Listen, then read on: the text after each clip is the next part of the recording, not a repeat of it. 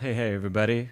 Welcome back to Pianist Academy. I'm Charles Szczepanek. Welcome back after a month-long break from these live streams. Glad to see many of you here. Hello, Antonio, Bedlington Groomer, Rob, C-Drive, Whitney, Sandy. Hello, Nancy. Great to see so many good friends. Welcome back. How has everybody been? And I thought I would share a little bit of the only piece of Chopin that I've professionally recorded in honor of the competition going on this week. So, hope you enjoyed that. The whole recording is on the channel here, by the way, if you want to see the whole thing. Or watch it again. Well, what has everybody been up to for the last month? What have you been practicing? How have things been going? Have you had any performances? All the good stuff. We have, so, let's see. Bedlington Groomer, you asked where everybody's located. You're in Gettysburg, near Gettysburg, Pennsylvania. Yes. Whitney is in Tennessee. Lovely. Sandy in the UK. Thanks for sharing that, everybody. If you want to drop that in the chat, please do as well. So, yeah, let me know what you're doing. And today, as the title says, is a totally open session. We have one question in from Antonio. Antonio sent me an email. Two questions, I suppose, Antonio. So we will tackle those first. But in the meantime, it's totally open to whatever, anything you'd like to chat about today. So looking forward to seeing where the next 2 hours take us. C-Drive, you say Fort Wayne, Indiana. Great. And Nancy, San Diego. Oh, that's fun. That's great. I have good memories of being in San Diego. That's actually where my wife and I dated for a year before life took us lots of other places. Great. Okay, well, I'm going to jump in with Antonio's questions first, and we'll kick off that way. But anything that you want to ask about, type it in the chat, and we'll go through them one by one as they come in. Antonio, I love that your interests in music just take you everywhere, a whole variety of different places. Keeps things fun and interesting for us, especially the questions that you bring up. So, your first one is about some of my recordings. Sorry, I'm reading it off my laptop. That's like 6 feet away.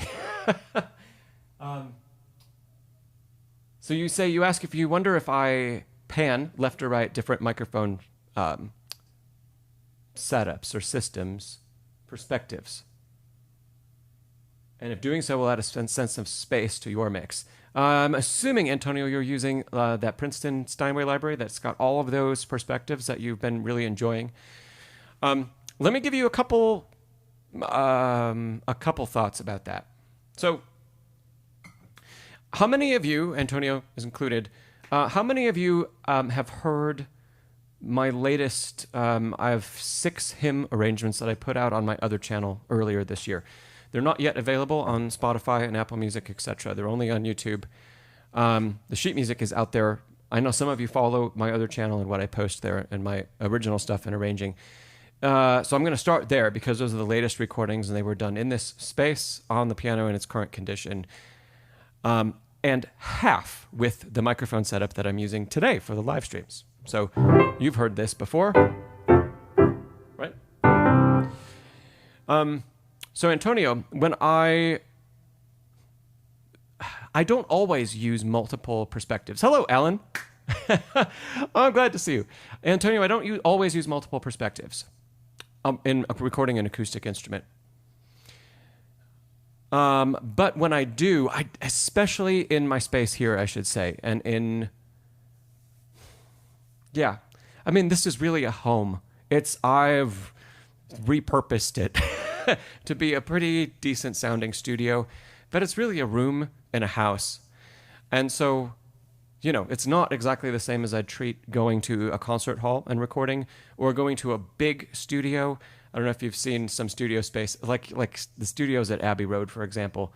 The big one, Studio A at Abbey Road, you can fit an entire symphony orchestra in there. And so I think, sometimes we think of recording studios as generally small-ish, but the big ones can do huge projects with lots of people. Studio B, where the Beatles recorded, is still a pretty big space. It's still the size of like a small concert venue. So, that said, starting here on this piano, I have enjoyed, for my last project, recording with a pair of microphones under the lid of the piano. And it's the same mics that are set up right now. The Austrian Audio OC818s. Well, the cool thing about those mics is they don't have to be just one pattern, one polar pattern. So a polar pattern is how a microphone hears. Yeah, so some of them hear just what's in front, some of them hear all around, some of them hear things in different ways. We won't go into all those details, but the mics that are currently in the piano are the only mics on the market that you can change how the microphone hears its surroundings based on the frequency, which is pretty neat. So I just got those last year, and I've been enjoying using them. Right now, they are set on cardioid-only mode. When I record stuff and that's just to prevent bleed from my voice into the piano. But when I record stuff like those 6 hymns that are on the other channel, they were mostly in omnidirectional mode. I can't really show you what they look like, but they're under the lid, so they're close, and they're kind of panned away from each other like this, pointing at the bridge of the piano. So if you know what the bridge of the piano is and how the strings cross over the bridge, and it's kind of this curved piece of wood that goes around and it follows the rim. They're basically pointed at the bridge for the highs and the lows. But the thing I added for that recording project was another pair of mics outside the piano about 4 feet. Yeah, we'll say 4 feet further away from the instrument and super widely spaced. So in recording, unlike how we hear things naturally, in recording, when you put microphones up, the closer the microphones are together, the more it sounds like the sound is coming from one space, right? From one place. The further the microphones are apart from each other, the more the source is separated, to the point where if you space them extremely far and you put headphones on, it can sound like the music is coming from like 2 different rooms and nothing's coming from in front of you. And on the last project, I used that phenomenon with my really wide-spaced microphones, where I left the ones under the piano mostly in the middle. It's a bit more complicated. But then really, really wide ones give this sense that the piano is even bigger than it actually is. So, Antonio, you're back to your question. Do I ever mix perspectives? Yes. And that's the first time I've done that type of perspective, and I'm pretty happy with the sound and how it turned out. Other times, if you go back and you listen to... Oh, this is a fun thing to share. Some of you saw this. I posted on the community tab here that I have an EP from earlier this year called The Facets of Love that is up for a Grammy nomination. So that's cool. You can go check out the post in the community. I left a link to go listen to it. That's all original music. That entire EP was only recorded with one microphone perspective, and it's like split the difference between what I just described. If you go back and you listen to the Mendelssohn that I recorded for this channel, Opus 19, number 4.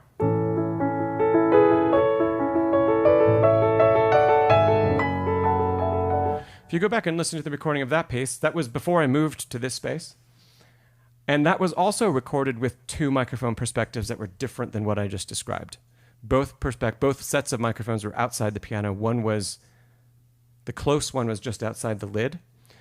And the far one used a tool called a decatree, but I only used 2 microphone positions on it. Antonio, you know what a decatree is. Thanks, Bedlington Groomer. So it depends. I like to mix it up, especially because I'm always in the same space. And I'm always kind of searching for, can I make the sound of the piano better?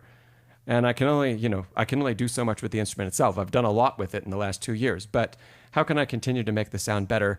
And I had really dialed in a sound that I liked when I recorded that EP that I just mentioned, that Bedlington Groomer commented on. That was recorded in my previous space. And I finally had just really nailed exactly where I wanted the microphones after being there for 2 years and moving things around for every project. And then we moved. And so I've been kind of experimenting all over again. And I don't know if I'm going to keep this setup the way I have it, because it's a little too close and intimate when I want to play bigger stuff. and it sounds a little too in your face. But when my playing is really, really soft, it sounds really good. So it might depend on the project. I always take pictures of everything because I'm always moving stuff around and it's in a physical space, so I can get things exactly back to where they are. And if you've been in stage production, I use spike tape on the floor to actually mark out exactly where stands go and all kinds of stuff. I take measurements with tape measure. I try to be very precise. That comes from my days of actually doing professional audio engineering. So, Antonio, let me know if you have a follow-up about that. But I do mix perspectives.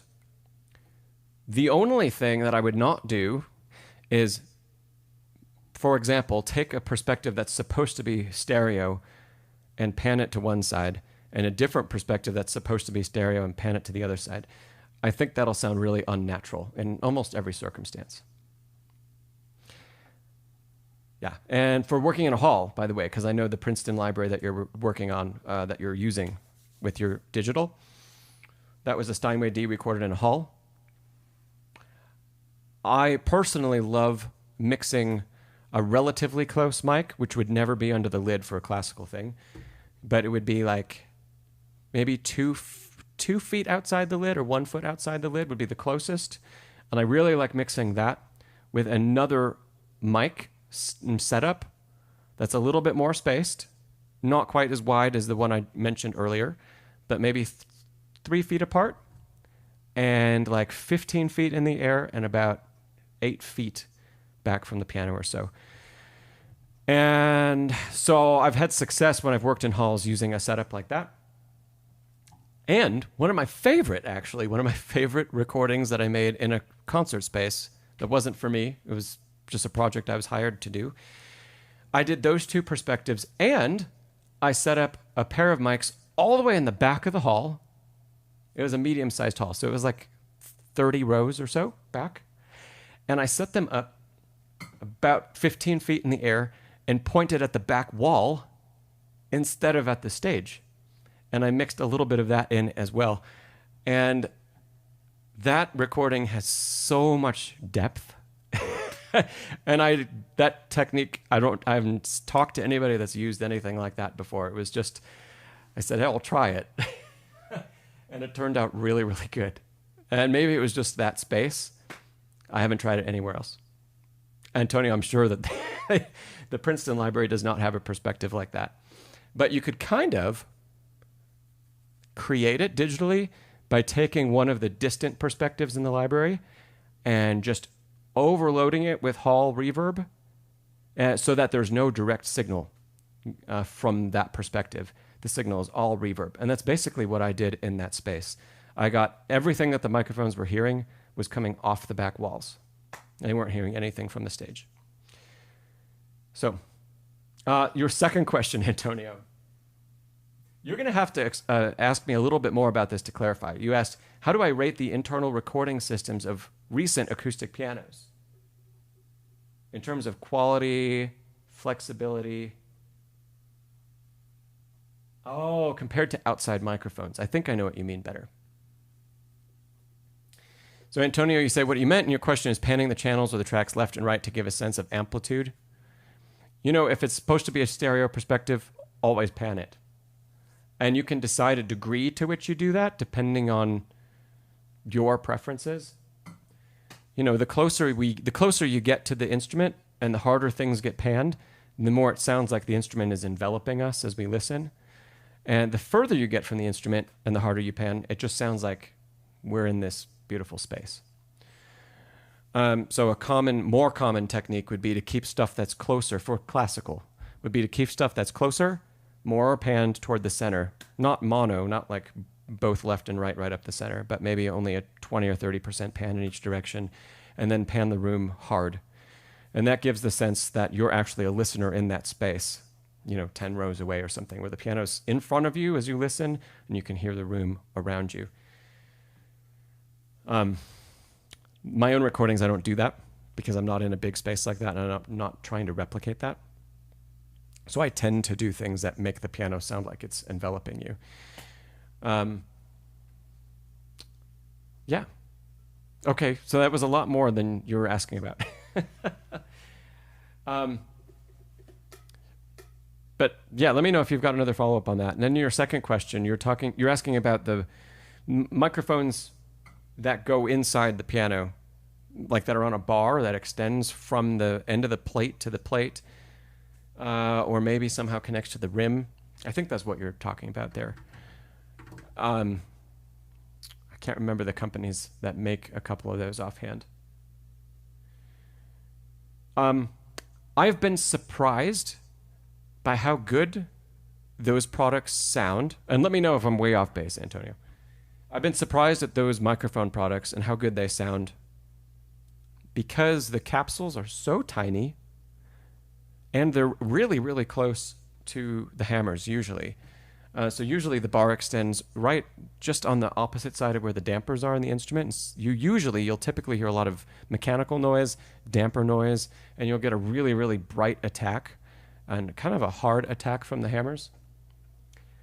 I wouldn't use that for classical music. It's just too close. But for everything else... okay, so Antonio, I'll finish that statement. And then for all other genres using a mic system like that, I've been pleasantly surprised. Now, they're not cheap for people if you're thinking about getting one or anything like that. They're usually $2,000 to $3,000 just for the microphones. So Antonio, you say systems like Kawai or Yamaha where the mic is part of the piano. I don't know one of those.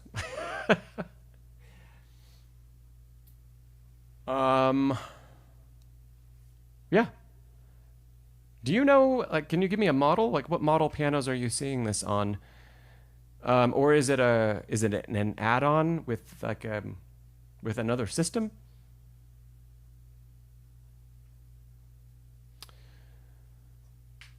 Yeah, Antonio, let me oh, you say Princeton has Earthworks, cool.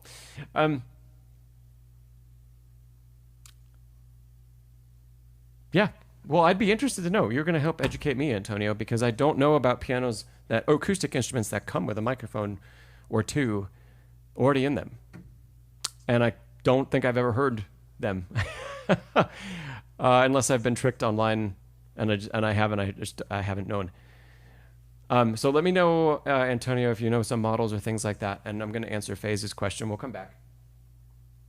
Faye, you ask, a favorite piano recording for classical. You're never blown away by recordings, and in pop, the piano is compressed and automated because it fights with the vocal. Yeah. And it sounds like a Faye's nightmare.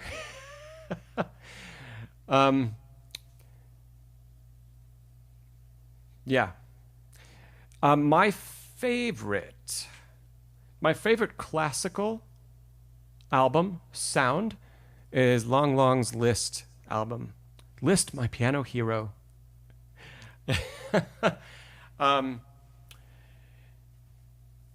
That, I think that sounds like it's a really great tone on an album, and it's really, really nicely balanced. And it has, I think, a nice balance between depth and intimacy. So I really like the tone of that. Lots of other things, they just seem, for me, they lean too far in one direction. And typically with classical stuff, it ends up, for my taste, leaning too dark and warm and not too bright. So a lot of Deutsche Grammophon recordings are really, really dark, and sometimes they, to me, feel like they're overloaded with reverb, where I just don't get the sense that, it doesn't really sound like I'm in a hall either. It just sounds like too much.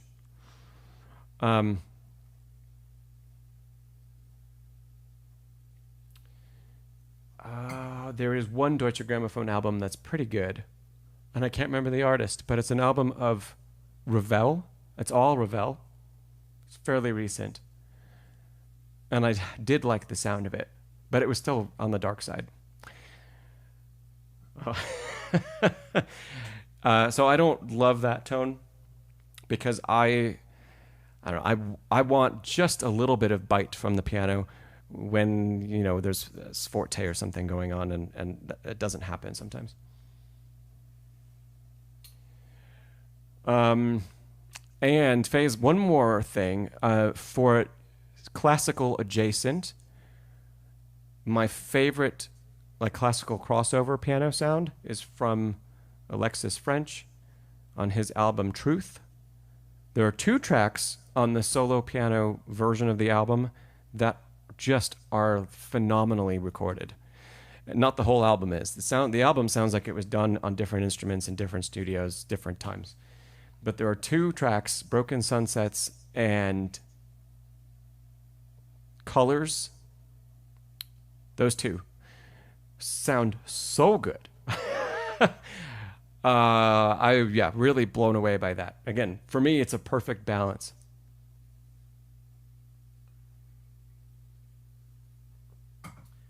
So Antonio, going back to your question, the Yamaha C2X, so that's kind of a small-ish grand, probably under 6 feet, somewhere in the 5.5 range.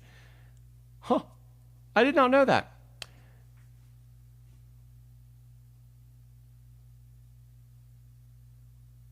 I'll have to look at Stu's recording that you mentioned, or Stu's video on Miriam pianos, to see what that sounds like. Yeah, I have no idea.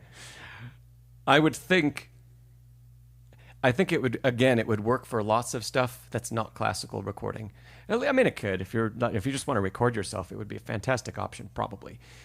But typically classical recordings, where we need the mics further away to allow the sound to develop a little bit more and to get rid of the transient response. The transient is a big spike in a sound wave, and that spike gets more and more accentuated the closer you are to where the sound happens. And the sound happens where the hammer hits the string in a piano. So the closer the mics are to that point, the brighter and harsher the attack is. The further you get away from that, the more rounded it becomes. So that's just a guess, Antonio, about those, because the mics are going to have to be fairly close. But I'll take a listen to Stu's video.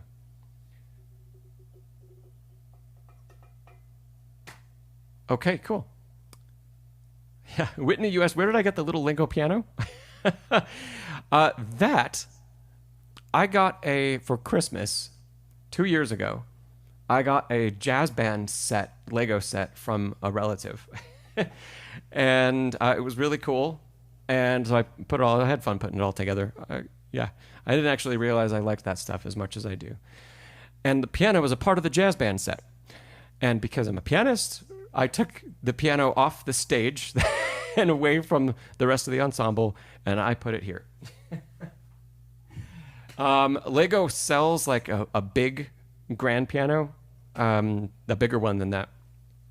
And I'm pretty sure if any of you follow Anik on the Heart of the Keys channel, she has that one, and it's in the background of her videos, lots of her videos.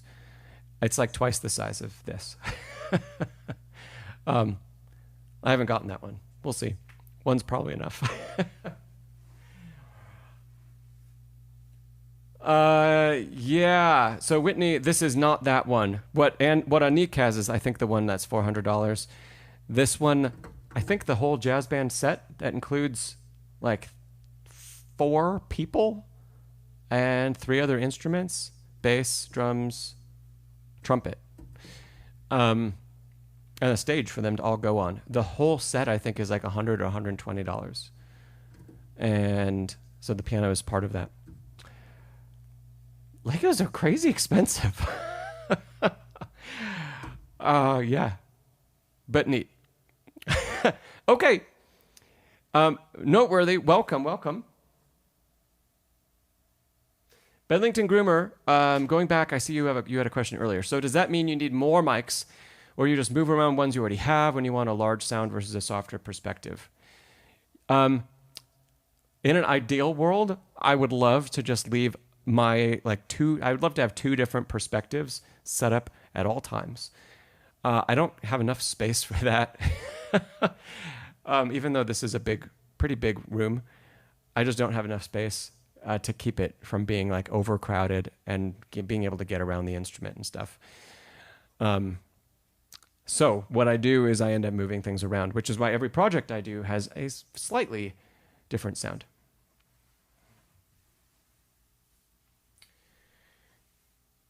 Faze, I haven't seen the Hiromi video with Rick Beato. I'll check out. Blackbird's a great tune.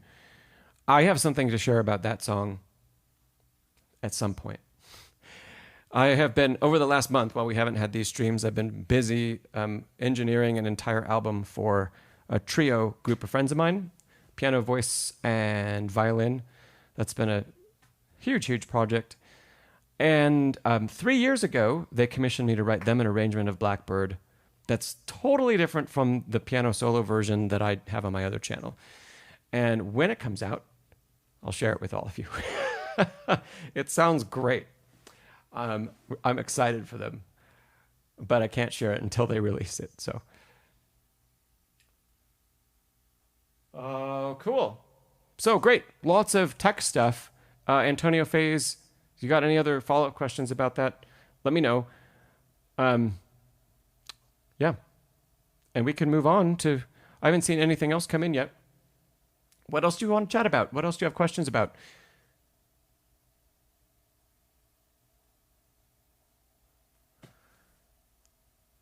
Let's see.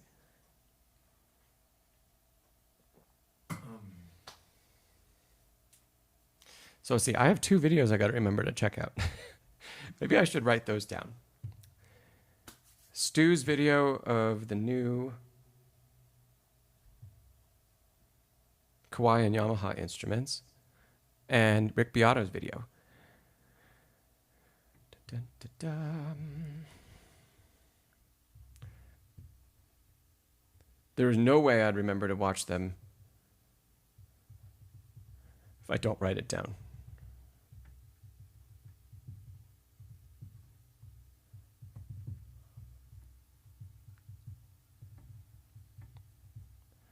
Okay, cool. Chris. Hello, Chris. You're learning Jackson Street Blues for ABRSM. Awesome. Are there hints or tips for how to play the blues? You know, I've got that piece somewhere close by. I never put it in my 4-score, but I had a student who was thinking about learning it for their ABRSM exam. And so it is somewhere in an email from them. They didn't end up choosing it. We went a different direction. Let me see if I can find the tune, and then I can talk with you about exactly the piece. And I apologize if I get your name totally wrong. Somich? Somich, I have a lot of tutorials out on my Thinkific page, and there's a link in the description. I don't know if I'm going to do another full tutorial that's totally free on YouTube. I don't know. I can't say no for sure, but I don't know if I'm going to do that.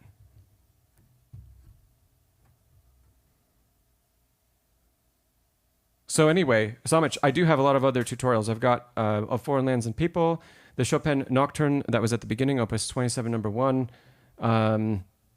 What else? There's a couple Bergmüller etudes from Opus 100 that are in there. Mendelssohn, Opus 19, number 4. A Gillick piece. There are a couple more that I can't think of off the top of my head. And I do have more coming. I'm going to be doing Schubert's... Moment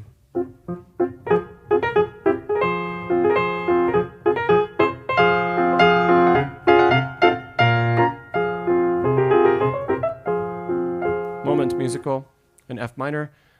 Rachmaninoff's Elegy. I have a course that'll be coming out about that. Beethoven's Bagatelle, Opus 119, number 1. I'm going to have a course on that. These are all on the docket and will be happening soon. And I'm forgetting one as well there. So, but there are more coming. I cannot find, I'm going to have to try to find the, oh, maybe I just, no, that's not working. I seem to have lost all my emails, at least in the current, my current login situation. from my student. So let me see if I can find Jackson Street Blues, at least the first page of it, for free online.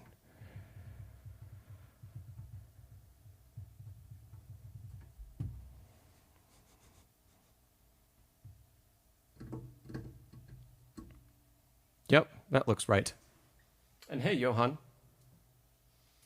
I'm going to come back to your comment there in a second. And hey, EP. Oh, awesome. This month's issue of Pianist Magazine from Graham Fitch. Graham Fitch is a great guy. Let's see. Yeah, I think this is right. So, I'm not going to be able to annotate on this because it's not in Fourscore. But, Chris, this looks like the right piece, yeah?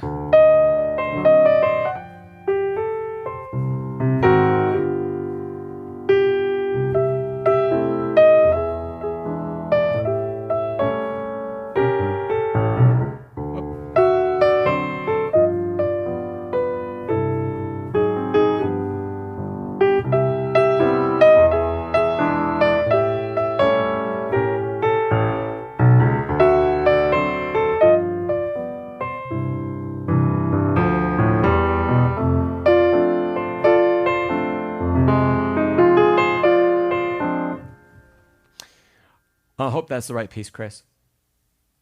And hey, Lisa. So, tips for playing blues. Keep the tempo super, super relaxed. Not just slow, but...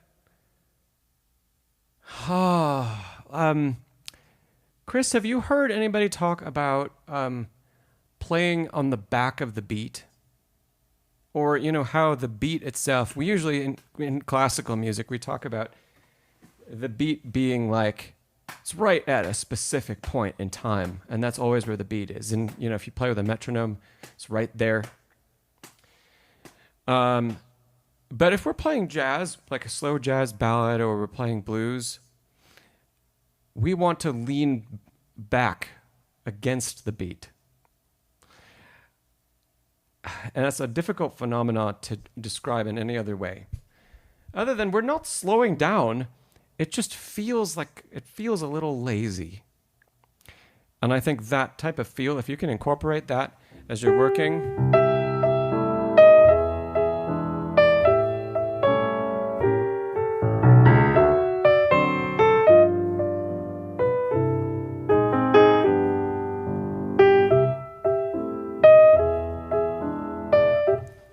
So if I had a metronome on, I'd be almost on the click, but the big beats, like the main beats, like 1 and 3, are going to be just a hair behind. Not so much it sounds out of tempo, but that it gives this feeling that it's really, really relaxed. So I'd encourage you to try to find that feel as you play. How are you, Chris? At what point are you in, learning this piece? Are you just getting started with the notes, or is it going fairly well? Are you going to be taking the exam? Let's see. You said, yeah, preparing for an ABRSM exam. Yeah. So you probably are.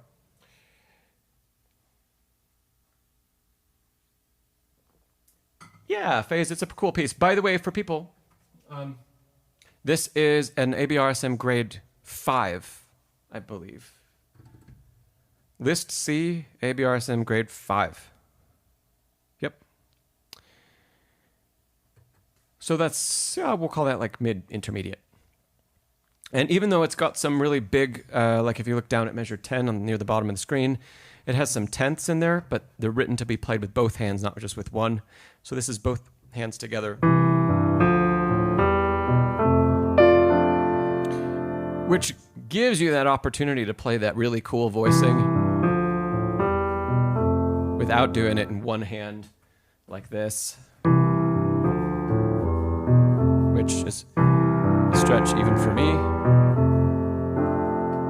Right? But it's two hands.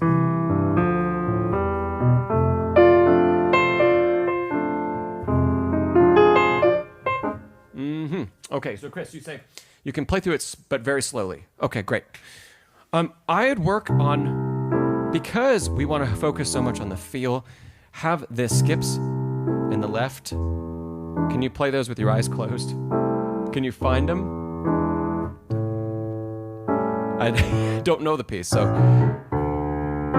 But as you practice that, can you play a bar at a time or 2 bars at a time? And can you play it without needing to look at where your left hand's going?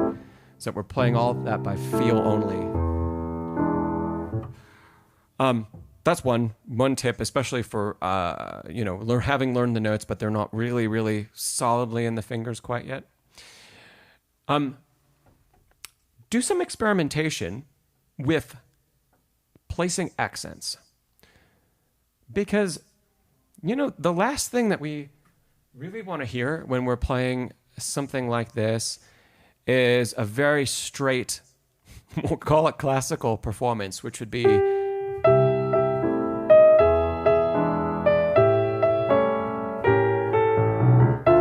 Whoops.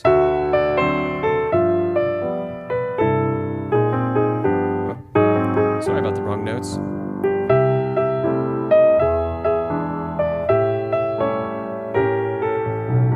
That's fine. It's okay. But we can inject so much character if we choose interesting places to give a little accent without breaking the phrase. So,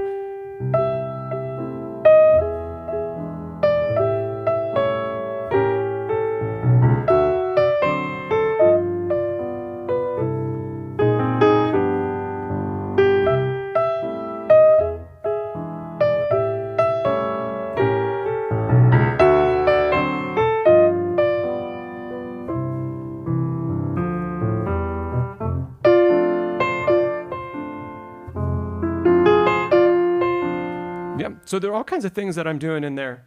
It does sound like Dream a Little Dream, SP. You're right. I was trying to figure out what was familiar about this. There are all kinds of places in there, Chris, where I just, on a playthrough, I decided, sometimes if I lean into a main beat, so we're in 4/4 time, so it beats 1 or 3. If I lean into that beat, I can emphasize the phrase in an interesting way. But also, on a different phrase, what if I choose to reinforce or exaggerate either the pitch, like that half step, maybe not both of them in a row, but if I exaggerate that note that's outside the chord, but that's an interesting part of the melody, and it's off the beat, it's a part of the syncopation, that can also be really, it can add a lot of character to our performance. And you're at the stage right now where when you know the notes, the next job you have is experiment around with where do you like placing accents like that aren't in the music at all. And really bring it out. Record yourself and bring out those points and listen back and say, does that make sense? Do I like it?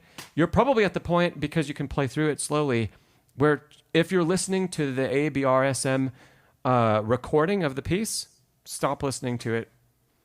I've noticed the ABRSM does this great thing where they put out albums, and they're even on Spotify, where you can listen to everything, every piece of repertoire that's on one of their lists for all the exams, which is awesome. And the other thing that's really cool, especially while you're learning, at the beginning of learning, is that I have found the performances they choose are all they're solid, but they're kind of vanilla, which isn't always a bad thing. That's a really good thing when we're first learning something, because we're just getting the pure music without too much inflection and without too much of one person's addition, right? Without too much interpretation. But we get to a point where we say, I need to make the piece mine. And as soon as you can play the notes, we're at that point. It doesn't have to be at tempo yet, right? So if you are listening to that recording, or for other people here, if you listen to those recordings, especially from ABRSM, you know what? From anybody. If you like listening to Horowitz or you like listening to Argerich, there comes a point where you need to stop listening and remove yourself from the interpretations of others and try to inject some of your own interpretation. And we need some time and space away from listening to the music in order to let that happen. And then once we've removed that, we can start experimenting with where do we want to bring things out? Where do we want to highlight things? And just because it's not in the score doesn't mean it's not a good idea. Yeah? So you have space, Chris, to show those unique moments. Yeah? And your job is to find the ones that are your favorite. Secondly, Chris, if you are working with a teacher, after you find your favorite, then we need to find if the ones that you've chosen form a cohesive interpretation. Or if we need a little bit of help saying like, well, you know, in measures 3 and measures 4 and 5, those were really great. But then you repeated the whole same thing again, and it makes us feel like it's just too much. Or, you know, measure 3 was really good, but then the way we accented measure 4 breaks the phrase. And sometimes it can take a set of trained ears to help us realize when we've accidentally broken the phrase or we've gone too far with our experimenting. So, Chris, if you have a teacher, expect that to happen. If you don't, send a video into one of these streams because I take video submissions and we can chat about it as you get closer to preparing for the exam. I'd be happy to do that. And there's always directions for how to do that in the description below the streams. So, Chris, those are my big things for you. The speed will continue to come. Tempo will continue to come. How is your feel for the swing? And how are you doing with swing? Sometimes, and please just type that in the chat if you can. Sometimes I've had students that like, first try, once they get what swing is, and it's golden, and it's so good. And it's just played by feel then. And other times I have students where we kind of slip in and out of swing, and we have a really hard time staying there. So, yeah. Chris, how is that going for you? Bunnies are cool. I see your comment. I have heard of whole beat theory and Wim Winters. Do you have any questions for me about it?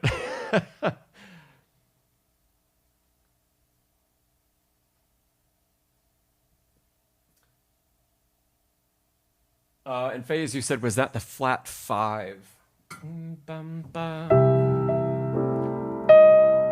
It's sharp 9. And here, it's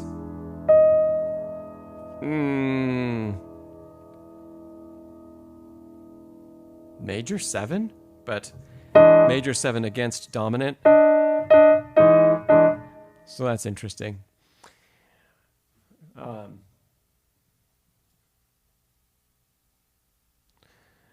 Okay, Chris, you say your swing. It's okay, but it's a copy of listening to the recordings. Okay. You know, as long as you're not having trouble staying in swing and feeling 1 and 2 and 3 and 4 and feeling that. For everybody here, if you need to play in swing and you need to swing it, let's say hard, because swing also has a variety. We can easy swing, we can hard swing. There is a simple way for classical pianists to learn swing, and it has to do with another rhythm. What rhythm can we morph to get a hard, relatively hard swing? Anybody know that?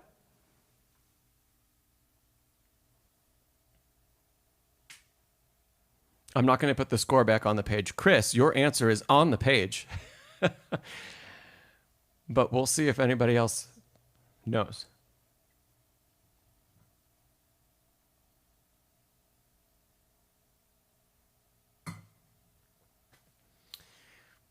Phase, maybe, no, maybe you're laughing about the chord tone. I don't know. Long, short, June. Hey, welcome, June. Long, short? Okay, great. Well, what stops me from going long, short, in an even way? SP, you say dotted eighths. Dotted eighths will not get us a hard swing. It won't be swing anymore. Faze uses Vuda. I like that. Okay. Faze, great. You've got the right answer, Faze. Triplets. So I'm going to show this page again. If we zoom in here, see if it'll stay. Next to the tempo mark, it says eighth notes equal quarter note plus eighth note triplet. Yeah? So if you can count every beat in triplets, 1, 2, 3, 2, 2, 3, 3, 2, 3, 4, 2, 3, right? Da, da, da, da, da. And then we omit the second one. 1, 3, 1, 3, 1, 3, 1, 3. If you're the kind of person who's really locked into that kind of counting before you can feel the swing, then great. And this piece gives you an opportunity to feel those triplets right in bar 1. So 1, 2, 3, 1, 2, 3, 1, 3, 1, 3. So we can keep counting. Triplet, triplet, triplet, triplet, triplet, triplet, triplet. So every one of those notes has a placeholder. It can have a placeholder. Yeah. Now, after we get that, though, we don't want to keep counting that way because we're going to lose the feel. It's going to become very rigid. So you just have to feel.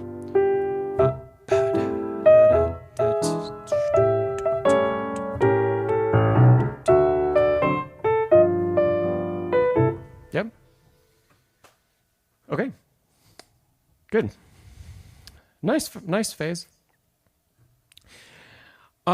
Cool. Chris, do you have any follow-ups about that? Happy to go further with you if you need.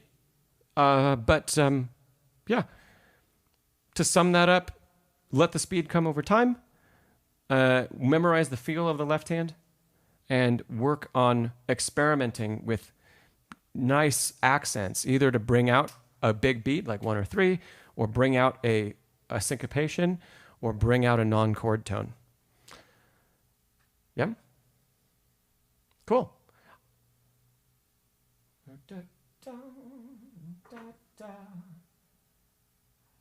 Johan, I see you removed your message. So if you want to ask something else, Johan, please just drop it. Drop it in the chat.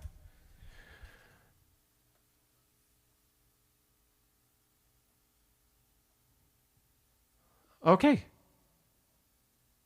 What else? What other questions do we have? I don't think I've gotten another one in the meantime.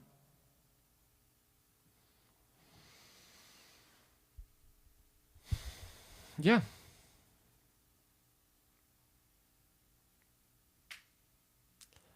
SP, how do you fight not to swing when you're playing ragtime? Envision a silent movie.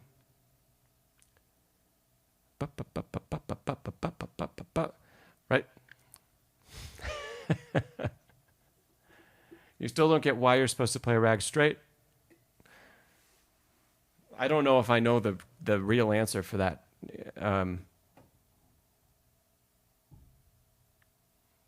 Other than it's just the style.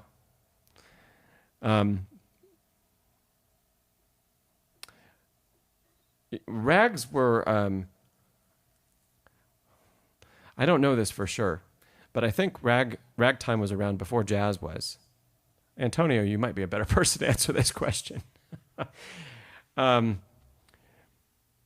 hey, Fred, good to see you. Cheers. Yeah. But yeah, SP, I would envision a silent movie and, metronome steadiness for ragtime. Just to keep you, because the harmonies do make us today, they make us want to maybe play ba-da-da-da-da, that's Maple Leaf Rag, right? But no.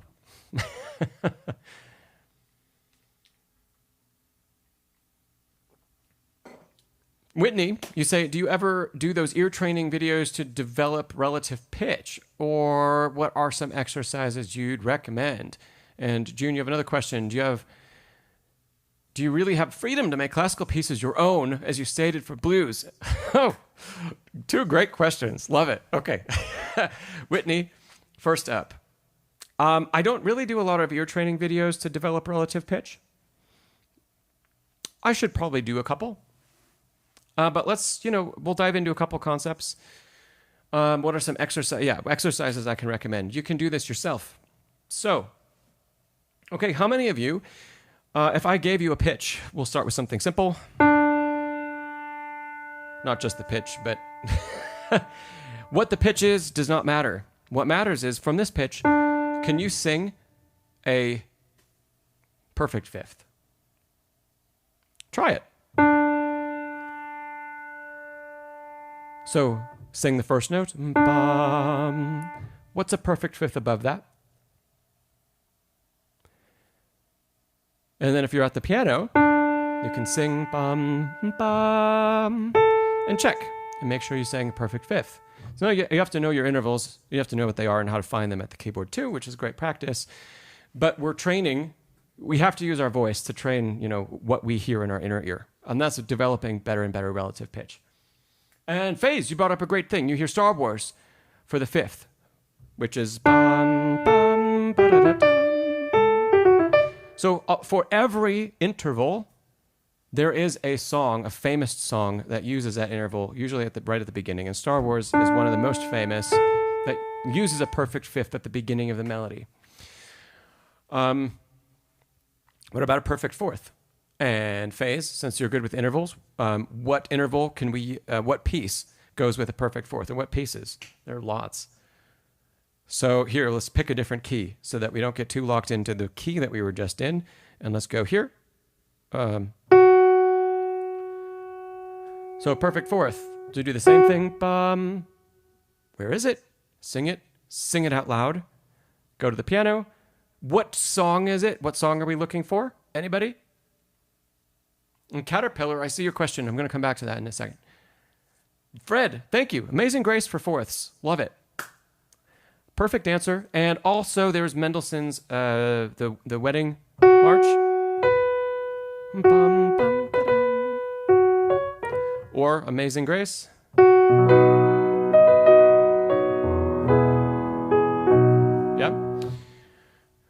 Oh, a Traumerei. I've never thought about that one.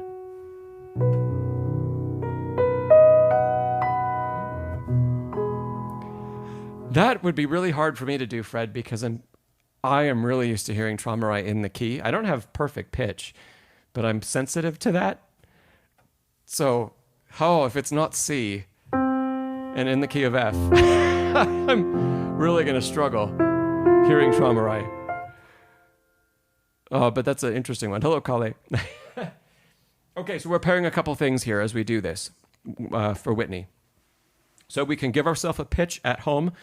You can go online and Google songs to help develop relative pitch for intervals. And you'll get lists and lists and lists of these things. And you can pick out, what are the ones that you know already and what are the ones that are your favorites? Oh, another one for fourths that I love is Star Trek. It's stacked fourths. Yep. So I resonate with that because I'm a big Star Trek fan. So that sticks in my brain. So pick something that works for you. Pick a song that works for you that you're always going to remember. Okay, the next step after this. Faze, you hear the sharp 11 more than the fourth. The sharp 11? Wait a second. 9?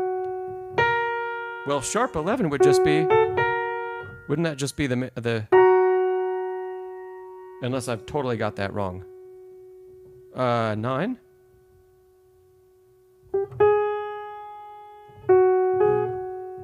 Oh, no, okay. You're hearing like the tritone. That's interesting.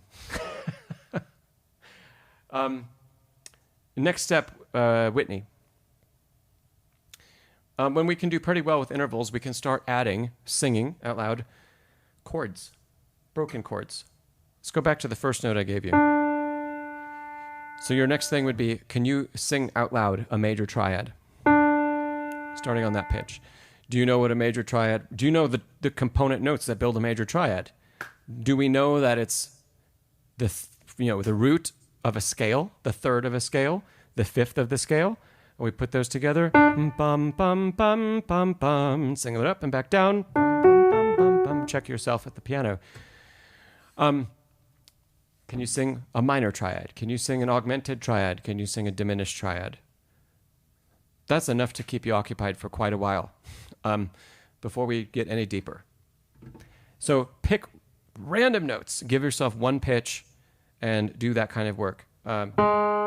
Same thing. So starting on this pitch, can you sing? Let's do a minor triad this time. Try it at home. Know the intervals that we're skipping, or hear in your mind the scale.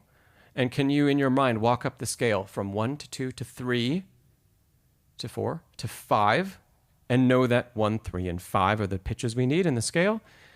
And then, can we omit the scale and only sing the pitches we need? Bum, bum, bum, bum, bum. And check. Phase, if you pasted a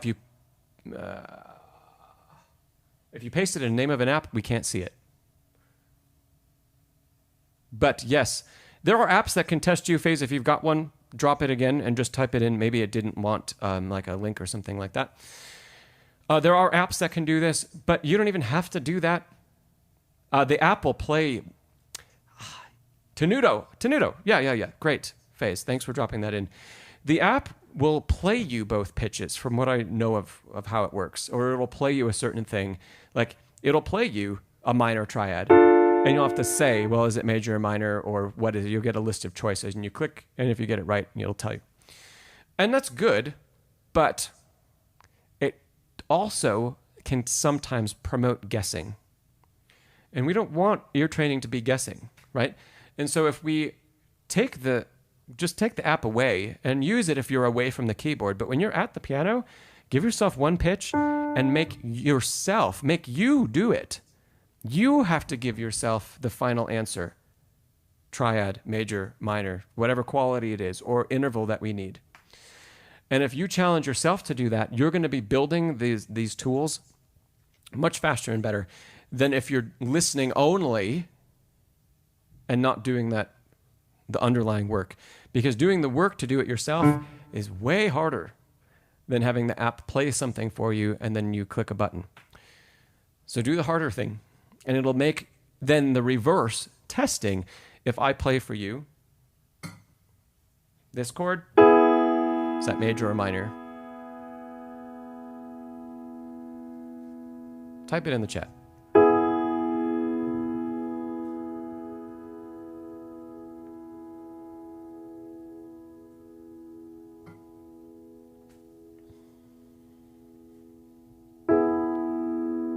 Fred, that's a great question.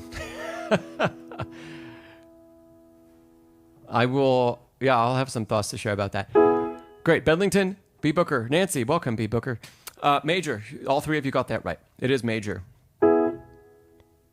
After you hear the triad, you could do this with Tenuto too. After you hear that triad, could you sing the 3 pitches that are being played? Bum, bum, bum, bum, bum. Yeah? Now, you can't test that with the app, but you can try and continue to connect from that, where you get the entire chord, the quality, and all that presented to you, and can we break it back down into its component parts? Because those parts, we're going to use those parts a lot more often as we work.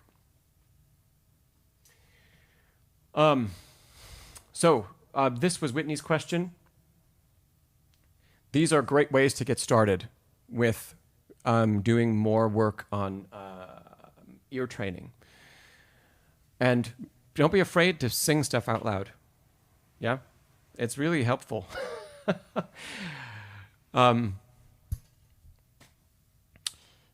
Yeah. And this, you can go much, much further with this, there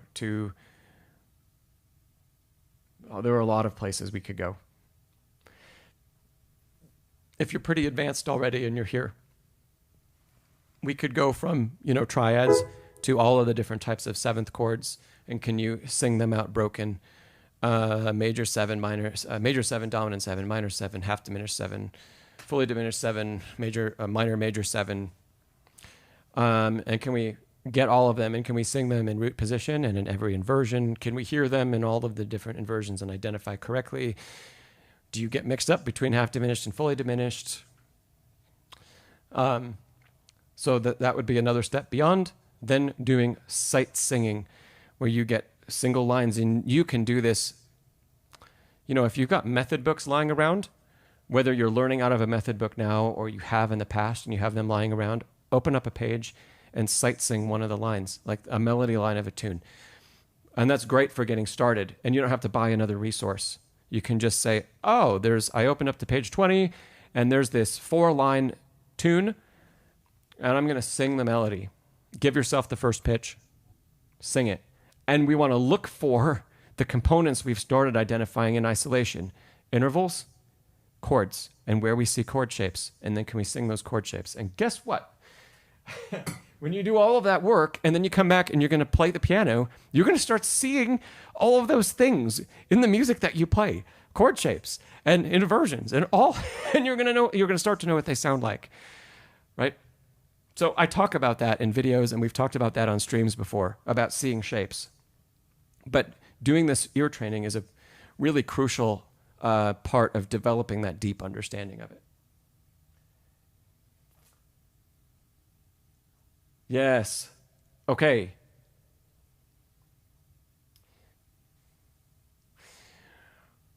Okay, so we've got 3 more questions. So Caterpillar and June,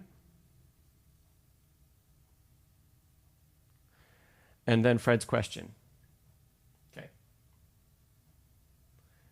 Let's do them in that order. Kind of from least complicated to most. Caterpillar, you asked about where can you find the best hand independence exercises? Caterpillar, what kind of music are you playing right now? That could be genre or it could be level.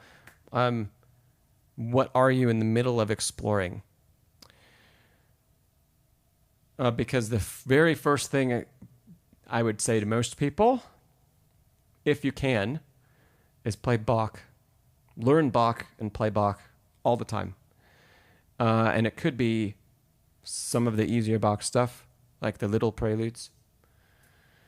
Okay, classical beginner to intermediate. So the little preludes from Bach would be a good start.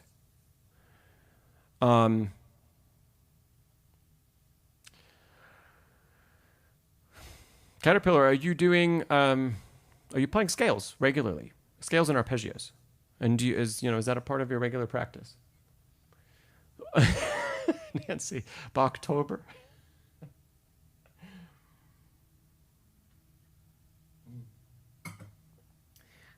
There are some great tools in scale practice that we can start using right away, as soon as you can play even just a 1-octave scale. Truly, you say, yeah, wonderful. So, truly, let's do B major, because B major is the scale we should be starting with when we're early. And showing you just a couple simple things to start with. So, in B major, okay, we can do 1 octave. Try playing a 1-octave B major scale. Doesn't have to be fast, but with different articulations between the hands. How about right hand staccato, left hand legato?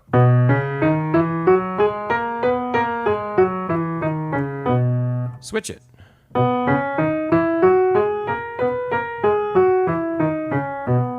Good. Are all of your legato connections very smooth? Are all of your staccatos the same?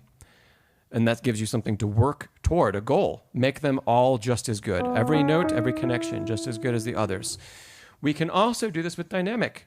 So let's keep a 1-octave scale. Let's say the right hand is going to play forte. The left hand is going to play piano.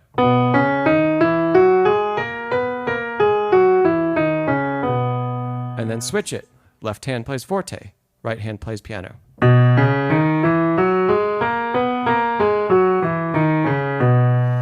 If you're at the point where you're doing 2 octaves, especially, can we, the first step that we'll start with is, can you just make a crescendo across the 2 octave scale with both hands together?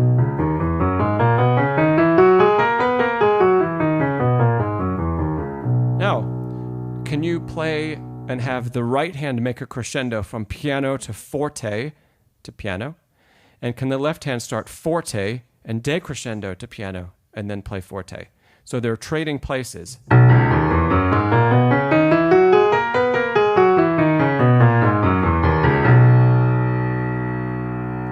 That's going to be quite difficult for the beginner, but totally possible with time and with practice. So Caterpillar, those types of things I just showed you, you can do that with every scale. You can do that with every arpeggio you're practicing. You can do that if you're practicing cadence patterns in C. You can do the same thing. Change up articulation and dynamic between the hands so that even though we're playing similar pitches, right? Truly, a scale in parallel itself is a hand independence exercise. That's why a lot of people really struggle the first time we start learning scales. A lot of people struggle to play scales in parallel because even though we're playing the same note at the same time in both hands, the hands themselves are doing totally different things. So Caterpillar, if you're playing scales in parallel, you're already doing great work. And if you're not there yet, or let's put this another way, if adding in a change from one hand to the other is too much to do while you're playing a scale in parallel, if it's just overwhelming, go back to playing contrary motion, because a contrary motion scale is a mirror image, just like our hands are a mirror image of each other, right? So a contrary motion scale, we're using the same fingers at the same times. So it's not a hand independence exercise, but we can make it one with only one small change by saying, let's do the same thing. Right hand plays staccato, left hand plays legato.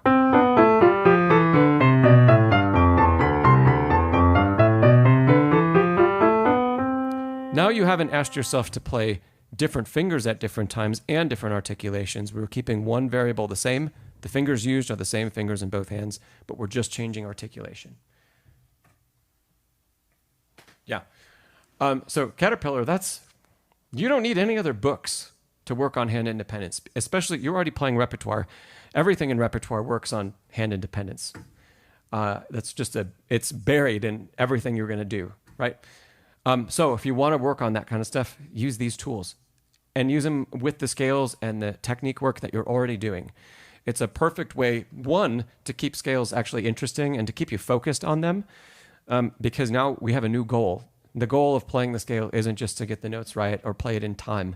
There's a whole new layer of complexity. Yeah. SP, you said Hanon 2. You could do all of this with Hanon. I'm not a huge fan of needing to use Hanon for really anything. Everything you need to know that Hanon can teach truly is in scales and arpeggios. So, yeah. Great. Absolutely, Caterpillar. My pleasure. Thanks for being here on the stream. Okay. Then, jumping to June's question, and Fred, we're going to get to you, I promise. So June, you say, do you really have freedom to make classical pieces your own? Yes. And I would encourage it. And, June, if you haven't seen it, and for everybody here, there's a great video on the channel here where one of my teachers talks about a fantastic approach to doing this, even from a really, really early level or early in our piano journey. Let's open up Well, since I played it a little bit earlier today.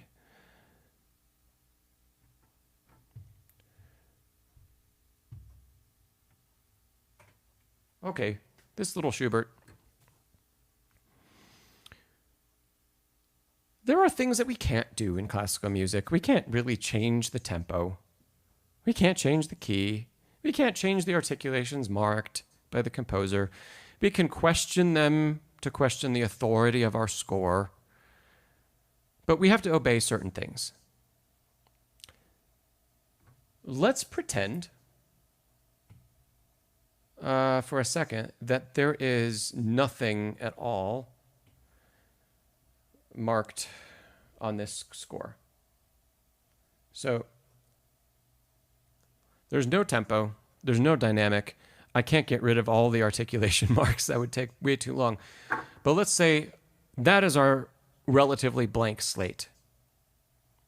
Can you start and do this on a piece that you're working on? Yeah? I see your newest comms, James. Well, like, what if it's something early like the C minor sonatina? This will work the same way. Yeah.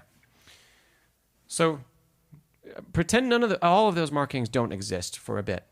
And let's say, okay, well, what tempo should I take? Or is it... And when the melody comes in, what does it sound like?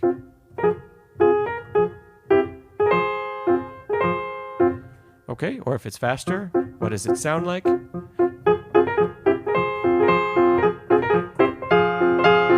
Okay, well, we'll have some kind of reaction to both of those things, and I chose two extremes on purpose. And we can experiment in the middle.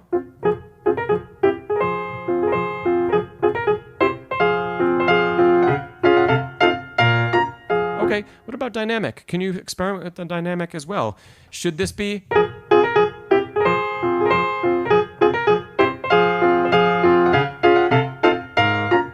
Oh, that's actually kind of interesting. So I've never played this piece that way before, but if I'm going to go a little further in the direction I just went.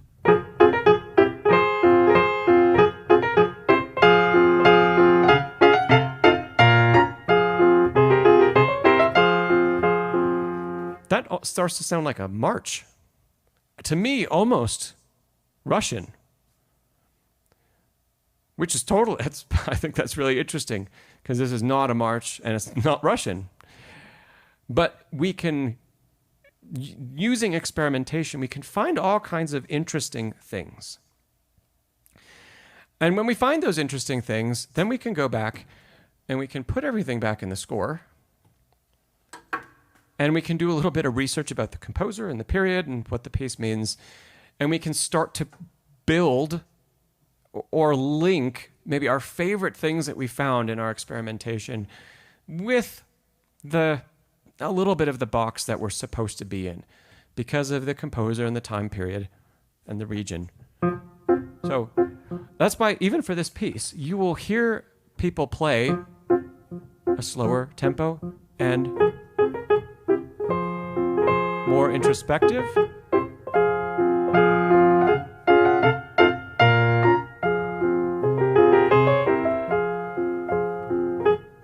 And you'll hear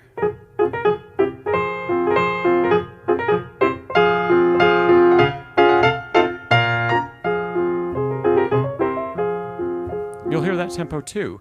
And you'll hear some things in between. And you'll hear differences in how people choose to pedal. There'll be some that take this completely dry. Even that's way harder to play those slurs with no pedal at all. But you'll hear some of that, and then you'll hear people play, then in the next statement with a lot of pedal. And you'll hear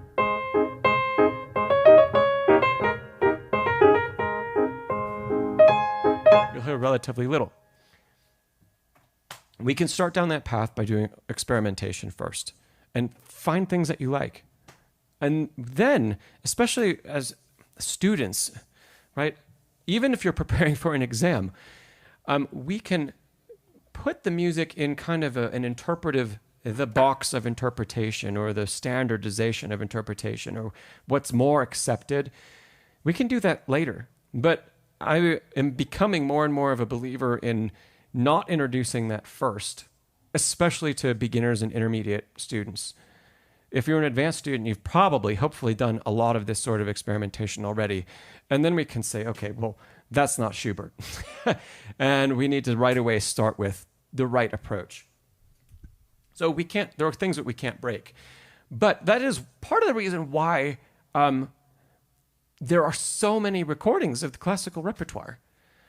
Because if you really listen to lots and lots of different recordings, there is something different about everyone's approach if they're putting a recording out of the piece. That could be another place you start to look. Listen to a lot of different recordings and try to find out what are the different ways that that person is piecing the puzzle together. Because music isn't music when it's on the page. Music is music when we bring it to life. So we as the performer are an integral part of doing that. Because of that, I think we play a huge role and we can have an individual approach. And I'm not going to get into competition stuff today, but I get the feeling that a lot of that individualist approach to music, we're in an era where that's not praised. It's kind of put down from professional performers. And so there are a lot of recordings by modern artists that are very similar to one another. So compare those to recordings from 100 years ago or 80 years ago.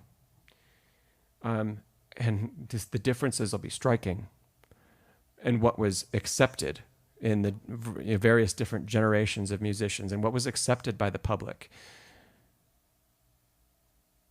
Yeah, personally, I really like the old way. I like the freedom that those performers had.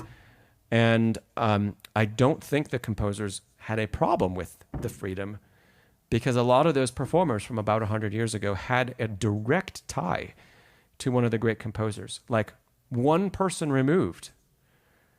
And I think the traditions would have been strong enough from composer to one student and then to one other person. I think the ties would have been so strong that there would have been an obvious, like, no, that's not okay. But, yeah, my opinion.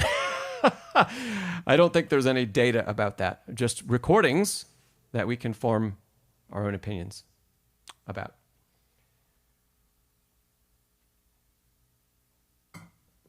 So, yes, June, look for ways to make the music yours. I'm a huge fan of that. And I think the world needs more people who feel classical music because we're living in a time where it's full of technicians. We just have so many people that are technically, the movement is so perfected and the science behind the movement is so perfected that, people can rattle off all of the Chopin etudes and in the meantime say nothing. I don't want to hear that. And I hope the world in general gets tired of hearing music that way. And we really want to have something be said amid all the notes.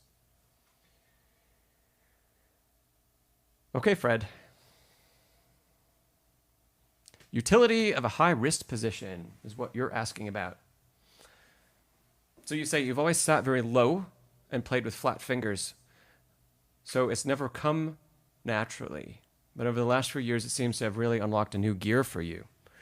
Fred, I can't say I'll have the music, but do you have a piece or a passage that you're working on? If I happen to have it, I can pull it up and we can chat about it. And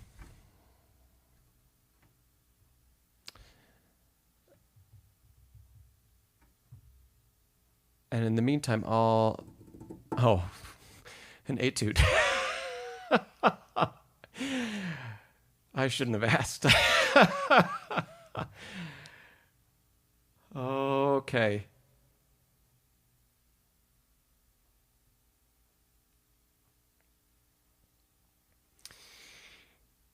Okay, so you say you're getting much smoother right hand, less effortful. Great. So I've only played maybe 5 or 6 of the etudes. This is not one.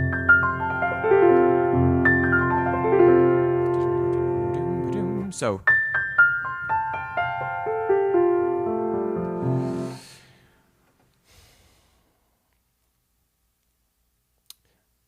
let's think a little bit about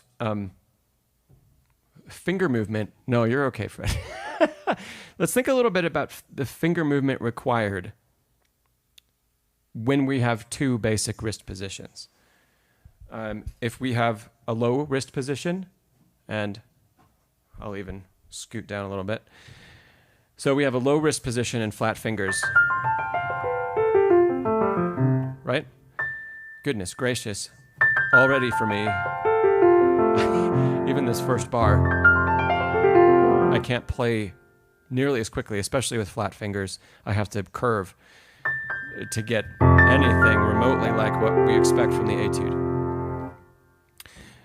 So let's think about the difference in the movement the fingers are making, especially in this type of arpeggiated passage, from this position versus something up here. Anybody can chime in, by the way. What do you see as a difference in how the fingers are executing this? From up high versus lower. There's one really, really big change.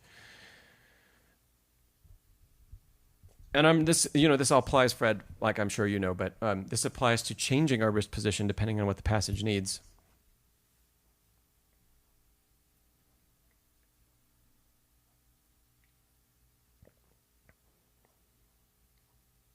Anybody? High?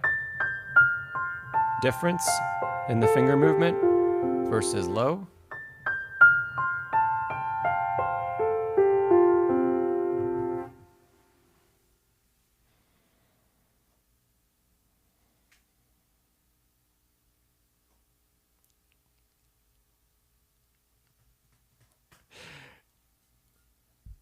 Nobody?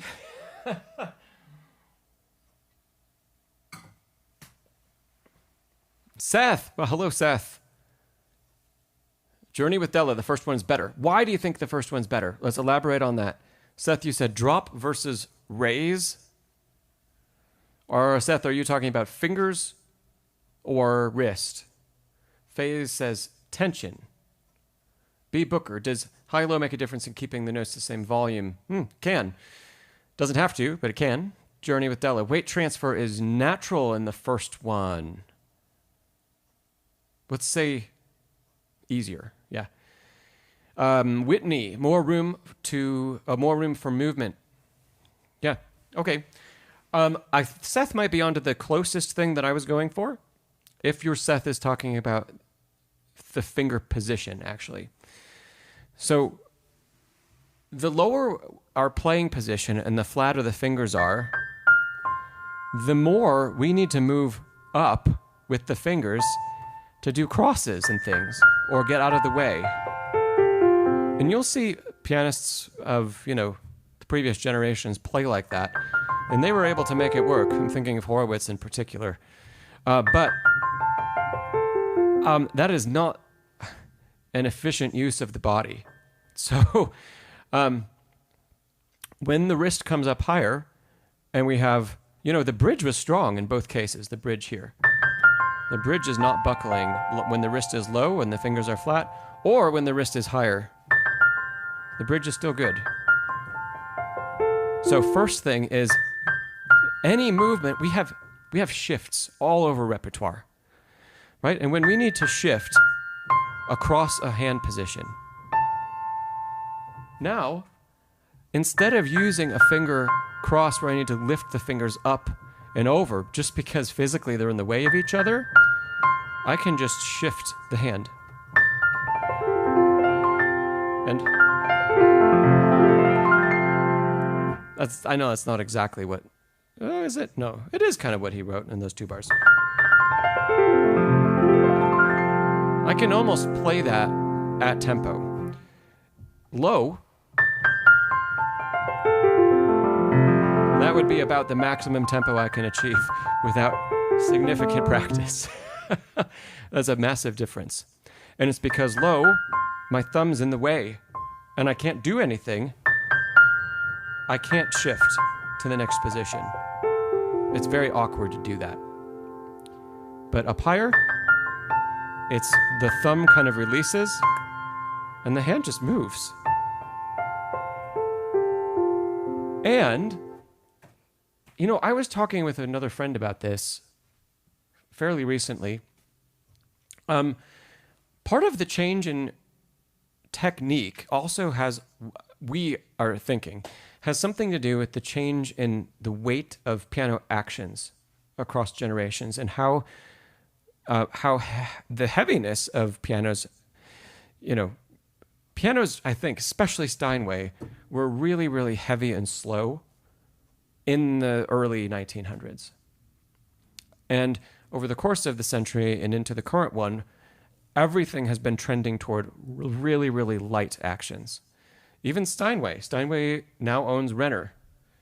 And Renner actions have always been light. And Bösendorfer has used Renner actions for a long time.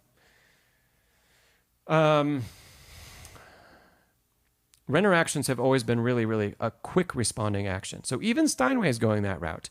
Yamaha has always made a really, really fast and responsive action. And then there's one of my favorite companies, Mason Hamlin, who makes arguably maybe the fastest responding action because it's carbon fiber and it weighs less than all of the other what all the other piano makers are using. And because the components weigh less, they have less mass, which means as they move around, it takes less time for that mass to change direction. Okay, so piano design has been changing. And as pianos have moved away from heavy actions that just need a lot of force, which might be the reason why so many pianists of yesterday played with flatter fingers in a lower wrist position, because it actually helps to sink in and get the piano to do something, which is then incredible that they can move so quickly around. But today, we need a lot less weight to make the same maneuvers and get them to speak. Playing with a higher wrist position means we're not dropping in with that big amount of weight at the beginning. We don't need to. We can play from up high. And yes, we're kind of transferring that weight as we go, but it doesn't need to be as much in the first place. So that's another interesting tie-in, I think, here. Let's go back to the technique. There's another component that is really possible with the higher wrist position. It's almost not possible with the lower wrist position. I'm going to exaggerate that movement, and who can tell me what it is?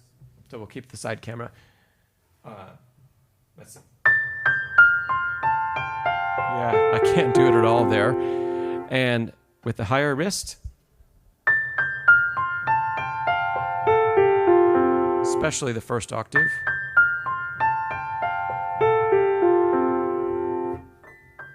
what is that movement versus... Seth, you say I have the elbow quite a bit above the keys here. Not really. The way I'm sitting right now is... Well, I mean, the forearm is parallel. And yeah, the elbow is... it's above the keys. Not significantly, though. It's not like I'm playing from up here, right? And that would be a very poor high wrist position. This will give you carpal tunnel and tendinitis. Don't do that.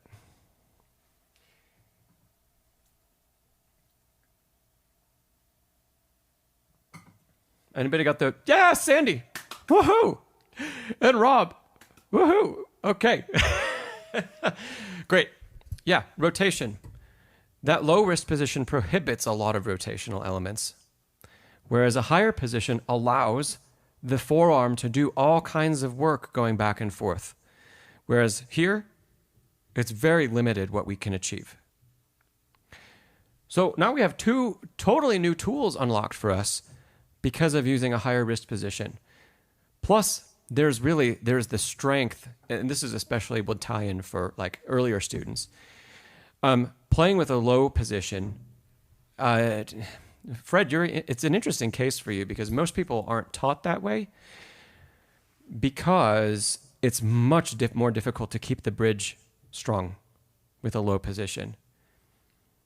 You have to have built the strength from somewhere to play and keep the bridge above the rest of the fingers and the rest of the point of engagement.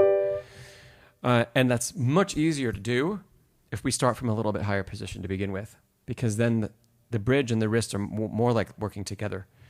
Yeah. So shifting is unlocked with the higher wrist position. The rotational elements are unlocked with a higher wrist position.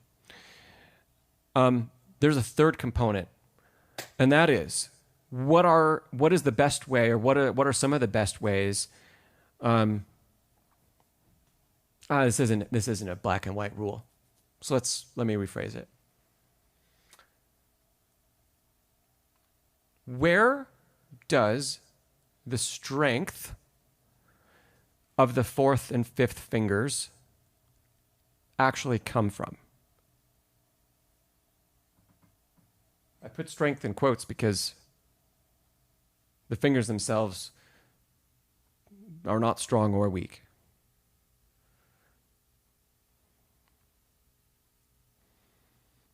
This is a hard question. I'll give everybody a little time to answer. Seth, you say the tendons. B. Booker says the wrist.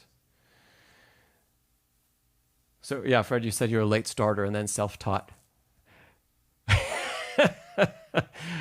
Well, Fred, you've accomplished some incredible things. So, I mean, good for you, man. It's great. Journey with Della says rotation and gravity. Okay. Lucas says wrist rotation. Okay.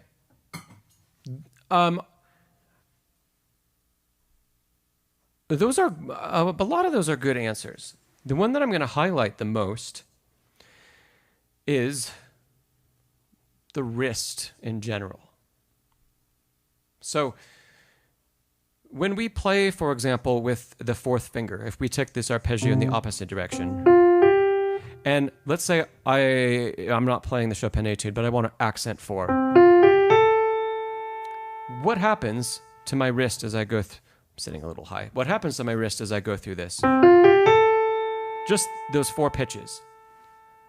Naturally, I'm making a wrist circle, but the circle ends with the wrist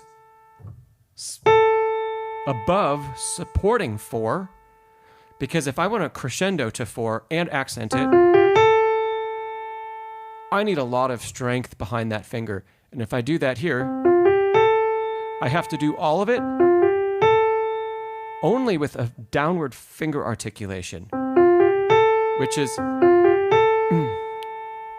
it's really difficult. And if I do this, the crescendo is much bigger, it's more smooth, and the accent is much greater, right? So wrist rotation and, not rotation, wrist circle that leads to a higher position behind 4. So I said behind on purpose, because we're also moving the arm, which Bedlington Groomer just said, to make sure that this stays in alignment, right? So the strength of 4 and then subsequently 5, right? We'll go up to C instead.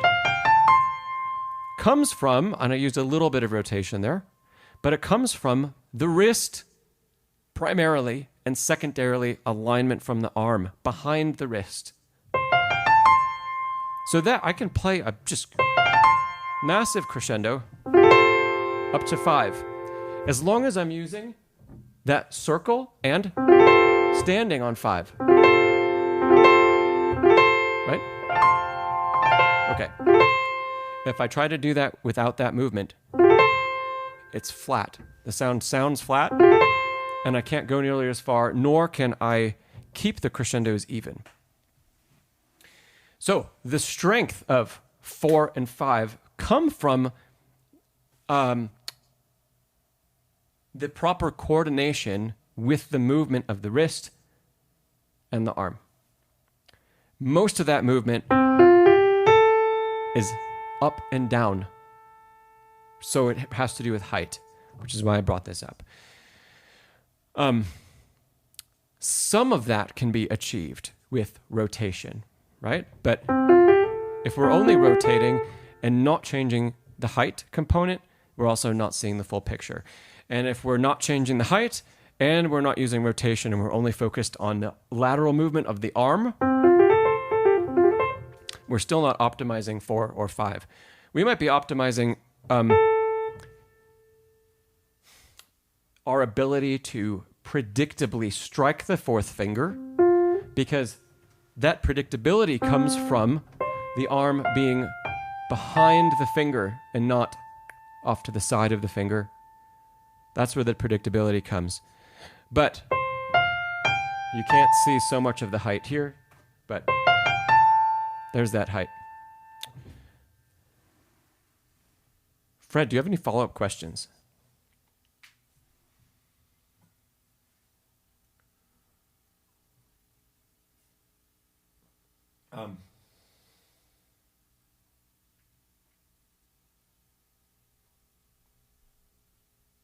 Yeah. I'm glad I don't know if you stumbled into this, Fred, or I know, you posted a quasi lesson you had with Dennis on your channel. I don't know if he talked about some things, but yeah, you've made a great discovery.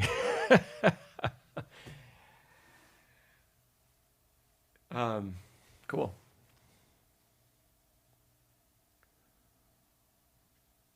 I'll give Fred just a little bit. Fred, I think the yes means that you've got a question coming.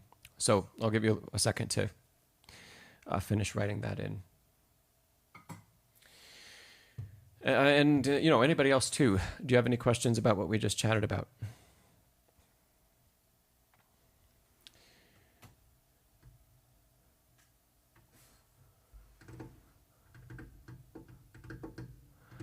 So, Fred, you say you were watching Maria Pariah masterclass, and he was advocating to be like an extreme high wrist position. There might be it was some rapid scales. Oh, like the end of the first ballade, and looked even higher. Let's see.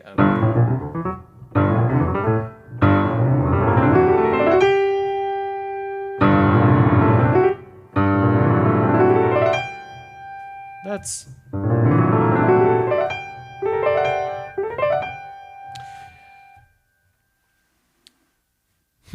I have mixed feelings about that. I can kind of see without seeing his class, I think I have an idea of what he was going for, which is there's kind of an extra sense of lightness and that we can achieve when the wrist is really high. And in small doses, maybe. And if the student he was talking to, if it was a masterclass of his, they're probably already, somewhere in a collegiate level and playing the first ballade, yeah.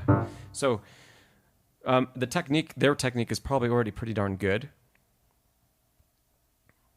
Oh, the right hand descent before that. I don't know that part by memory, but it's something like a scale down. Yeah. So there's that lightness when the wrist is really high, and there's not a danger if the technique is already really well developed that that we're going to be bearing down too much and causing injury. So this position I would not recommend to pretty much anybody watching this. Maybe you, Fred, maybe. But something that's really sitting up high, we're pulling the fingers toward us. And if that's the technique he's going for, that can lead to just this like ultra, leggero touch that makes the scale just fly. As opposed to something that's too heavy and weighty that is taking too long. The trouble is having the wrist up here and doing that pulling motion. If there's any tension here while we're doing it, that's going to lead to something really bad if you're doing any sort of consistent practice. So I wouldn't do that for most people. So Seth, there I just gave you one. That's something to avoid. Be on the lookout if you are starting to play with a higher wrist. When it's too high, you can feel tension in this part of the arm, and you'll start to feel burning in this part of the arm too. And at the beginning, it might feel really easy to do something, but watch out for those signs, because that means there's too much tension in the mechanism, and we need to go back to a more basic technique and make sure that's working for us before we incorporate something that's out of the ordinary. So, Fred, you say D7, 4.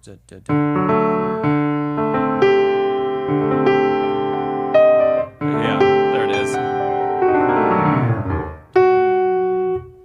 Okay. Thanks, Fred.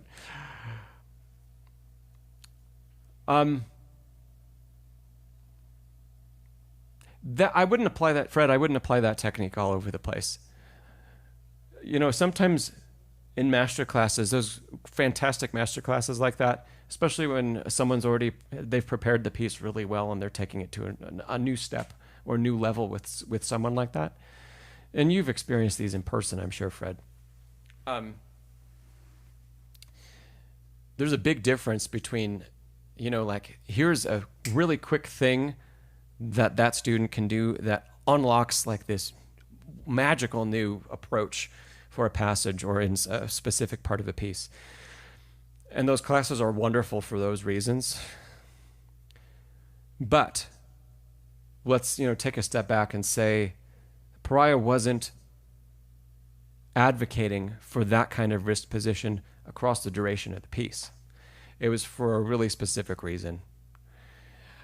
And it was probably to counterbalance or to counteract something that was too far in the opposite direction. And the tricky part is that student isn't going to be able to play it that way for all that long into the future. So that trick that he showed them is going to work for like a month or two. And then their body's going to get used to it.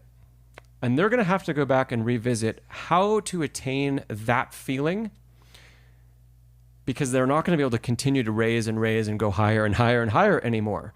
So it's up to them to then learn, well, what did that actually fix that I was getting wrong? And then they got to practice that. And that's the difficult part, about taking any master class at a level like that, is you'll get an amazing result for a short time. And if you've got a big event coming up, it's great timing. But if you want to keep that in your hands and in your repertoire, you're going to have to work through it yourself to revisit what they said and figure out your own way to continue to incorporate it in your playing.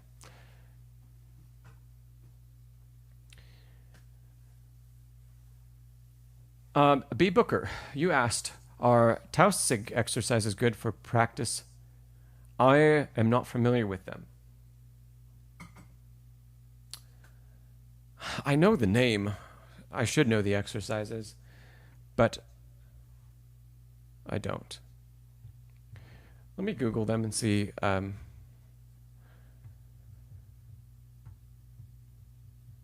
My response, B. Booker, instantly tells you a couple things. One, I never played them myself. Two, I don't use them with any students.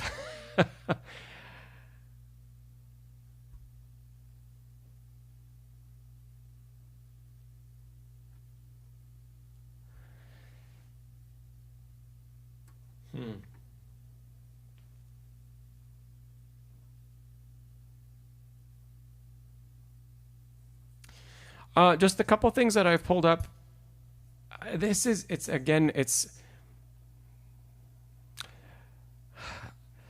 I wouldn't go through exercises just for the sake of playing exercises. So the couple things that I've seen from him. Oh, he's got, it looks like, a series of play and hold notes as well. Okay, so there are similar things to what's covered in other books, like the Brahms exercises, like the Dochnani exercises, like some of them are similar to Czerny.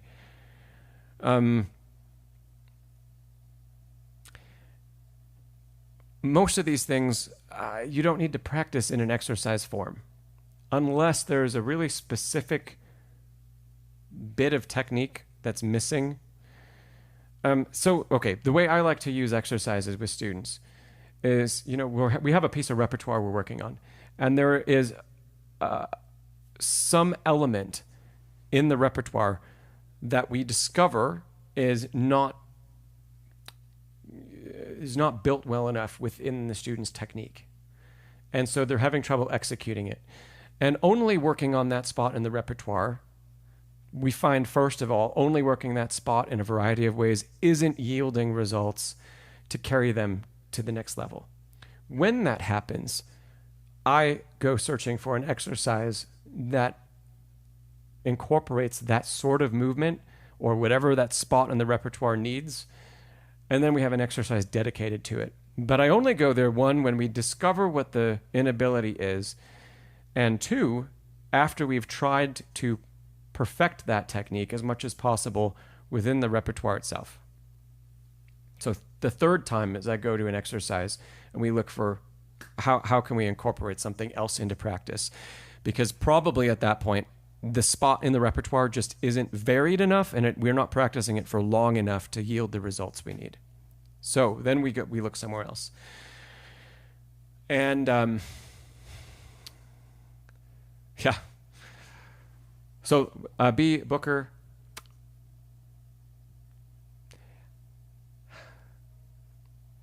I have one more thing to say about your note, and that is I wouldn't make a goal of practicing any exercise to practice strength. I would give a big priority to lightness around the keyboard. Lightness and working on how to play with the most relaxed technique possible. How to play with no more tension, no more key strike, no more holding than we need, the minimum needed, and discovering what that is.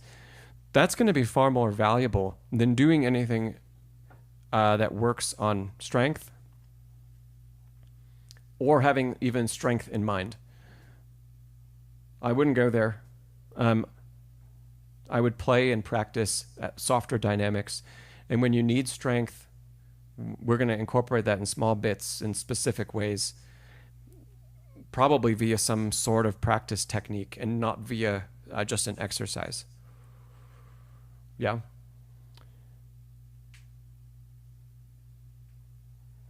Yeah. Okay, cool. Trance, hello. Okay, how would you recommend improving sight reading ledger lines, especially in the left hand? They're always slowing you down.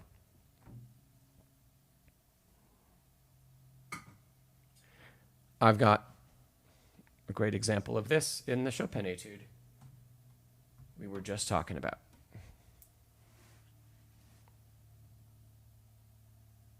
So I have zoomed in on a bar here.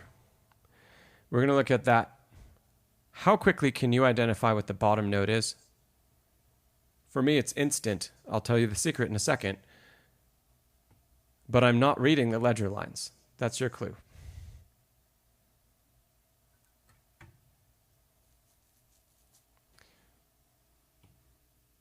So what note is it? You could drop that in the chat. We start with that. Make sure we all got it right. And then, oh, Andy, I missed your question. I'm sorry. We'll come back to you, Andy, and we'll talk about maybe next pieces and stuff.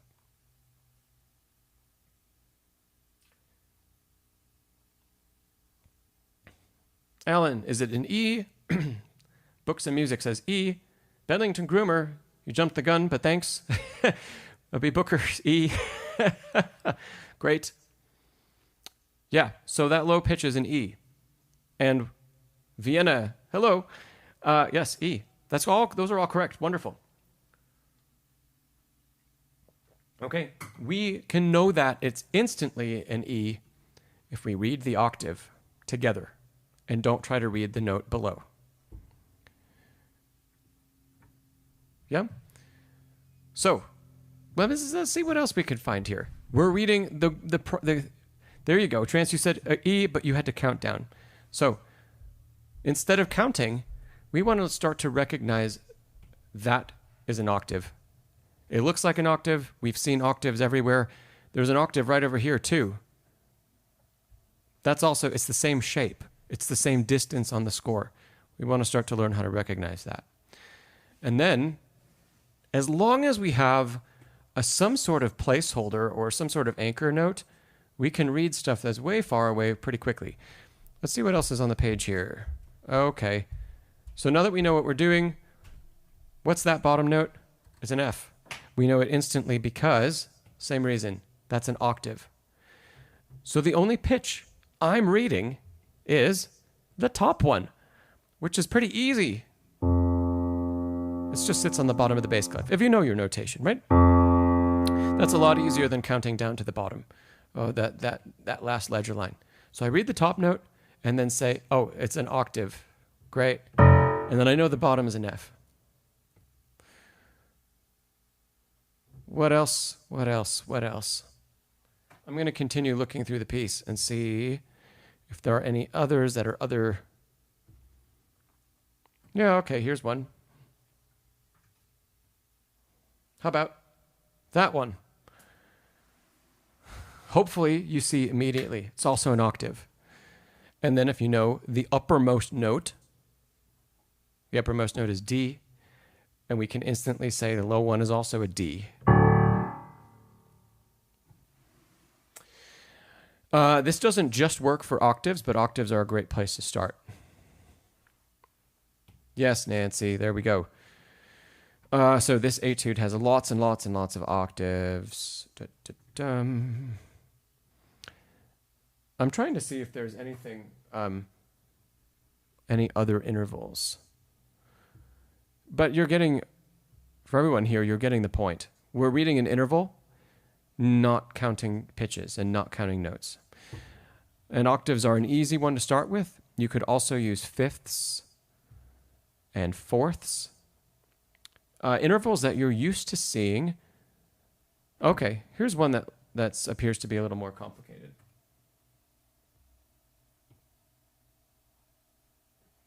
Any second. There we go. Okay, what's the bottom note?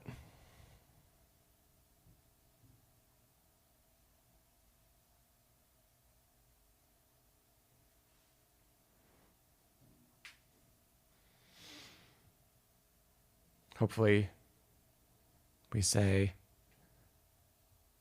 it's an A.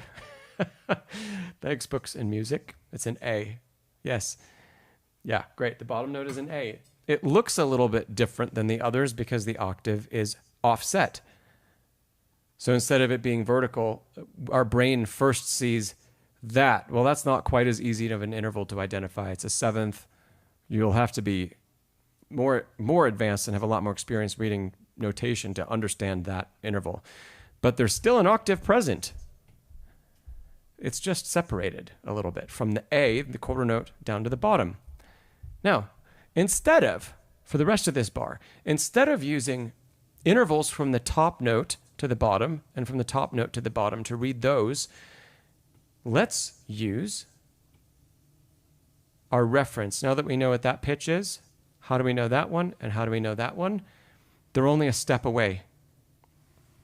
So we're still reading intervals. We're not reading pitch, but we've just changed the way we're seeing it. In the first part of the bar, we saw the vertical interval of an octave. Oh, well, it's not an A, it's treble clef. I missed that over there. So it's actually an F. Still an octave, though. Okay, now from F on the left side, as we go up by step, great.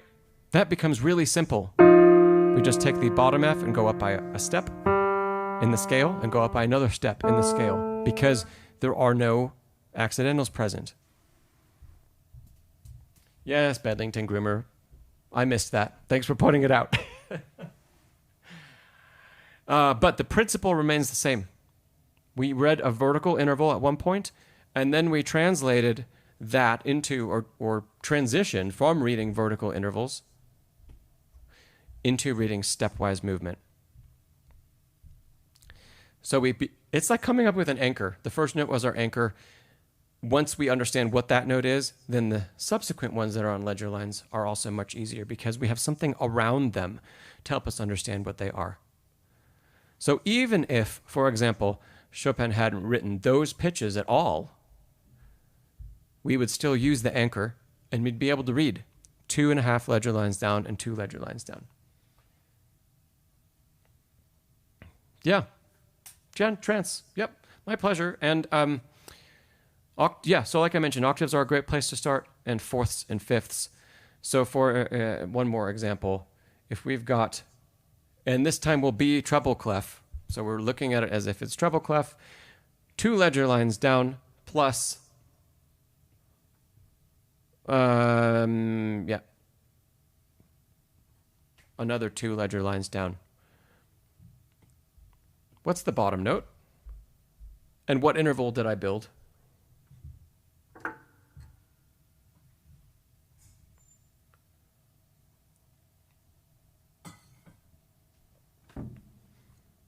So coming up with the bottom note means we know what the top note is in red.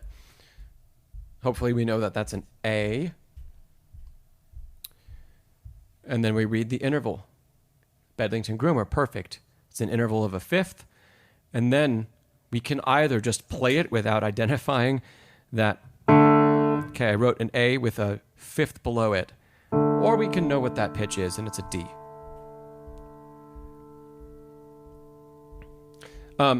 Books and music, you would be correct if it was in the bass clef. If it was in the bass clef, that would be a C, and it would be a fifth below, which would be an F. So we'll say that you're also correct. You just didn't incorporate the treble clef marking at the beginning of the line. That's all. Vienna, you say, how do you know instantly if it's an octave? We can learn that by reading lots and lots and lots of octaves. So, for example, how quickly can you write octaves? There's an octave. From here to here, there's an octave. D to D is an octave. How about G to G? Those are all octaves. And if you do any written work like this, if you've got a theory book, that's great because you can write octaves out. Or we get used to reading them in a variety of ways. And so we come to recognize the shape of the notes on the page. So that here, I'm not reading that as 2 C's, it's an octave. It's a C octave. Here in the right hand, those aren't 2 B's, it's 2 B flats. It's an octave. That's all it is. To me, to my eyes, it's the shape. And we could come up with, you could say, oh, well, octaves always go, and this might help you at the beginning. Here's another one. Octaves always go from line to space, or space to line, right? But there are multiple intervals that are going to have that definition. Let's take this bar again. So we have an octave that I circled, but if we say we have that note and that one, line to line, that's a fifth, right? Line to line, but touching is a third. How about line to line, That's a seventh. So I'm used to seeing all of those. I have a lot of practice reading them. And as you do more and more sight reading and practice, and if you do some written theory work as well, identifying intervals, you don't have to have a workbook to do that. You can pull up a piece of music you're working on and just start identifying intervals. They're going to be everywhere. Yeah. So we just start seeing those. And then the step that lots of people skip is when we translate that theory work or that thinking about intervals, thinking about theory, go back and play all the stuff you just identified. So if you identify an octave and a fifth and a third, right? Play them and feel what they feel like. And play them with multiple sets of fingers. Play with 1 and 2 and 1 and 2 and 1 and 3 and 1 and 4 and 1 and 5 and 1 and 4. Because as we explore more and more repertoire, right, there are a lot of different ways that we can feel how to play those same intervals as well. Yeah, my pleasure. Okay. Hey, Andy, if you're still here, do you want to have a quick chat about deciding on the next piece? We can have a quick chat about that before we go. Or, if you're not here, that's fine. We could wrap up. We'll give Andy a second.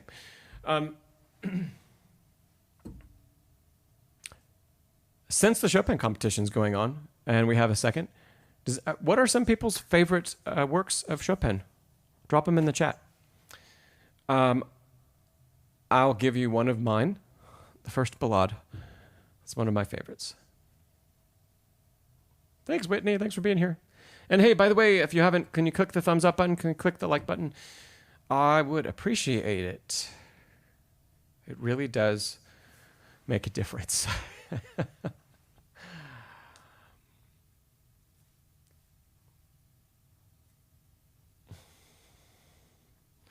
Seth, Opus 34, number 2. Vienna, Fourth Ballade and the E minor Nocturne. Lovely pieces. Whitney, the Minute Waltz. Awesome. Vienna, you're learning Mazurka. Great. Fred, Opus 69, number 1. Cool. That's not one that I hear as often. Wilson, a Black Key Etude. Fun. Great. Books of Music, the Nocturne in D flat. Yeah. Bedlington Grimmer, the Barcarolle. It's also not a one that is said that often, but nice choice. Entrance, the Black Key Etude. Yeah, that's a fun one. I used to play that in undergrad.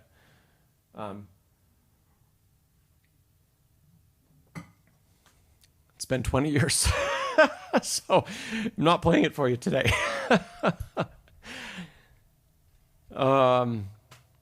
But yeah, great stuff. Fred says least fave. That's a fun question.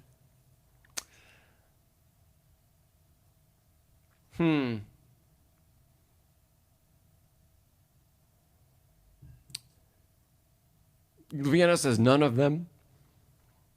Fred, you said you still don't get the Polonaise Fantasy. That used to be one of my favorites.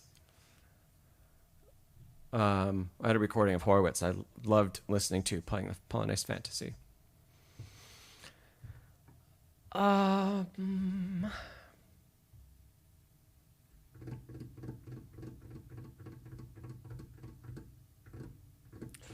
You know, it's not because it's not a great piece of music, but I'm just a little tired of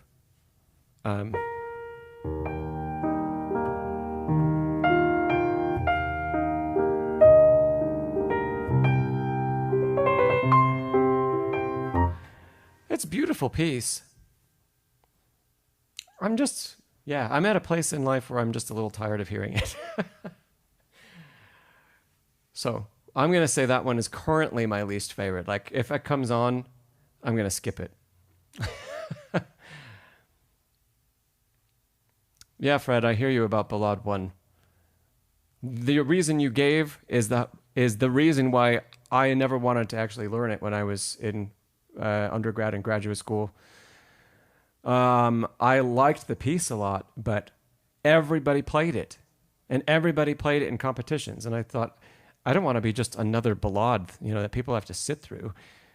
I didn't want to be that pianist. I kind of regret that choice today because I would like to have learned it. And I've done some decent work, putting it in my fingers, but the coda has not, I haven't spent long enough, in a consistent,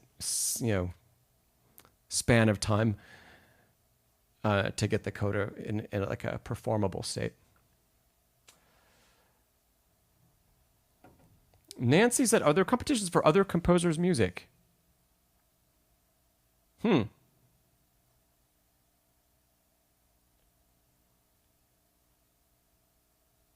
I can't think of one off the top of my head. That is purely for one composer.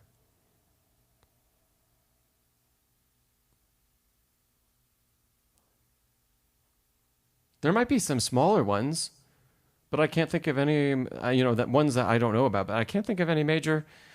Fred, if you know any ones, let me know, but drop it in the chat. But no, the other competitions that I know of all require a variety of styles and composers. And that is, there isn't a lot of, but some of the backlash I have heard about, Chopin competition, etc., is that you don't really get a true sense of the competitor's breadth of knowledge about the piano because they're only playing one composer's work. Granted, Chopin is amazing, and the piano works do show a huge amount of stuff. But it's also ironic that there is no improvisation requirement in the Chopin competition, which, if he were running it, I think he definitely would want that.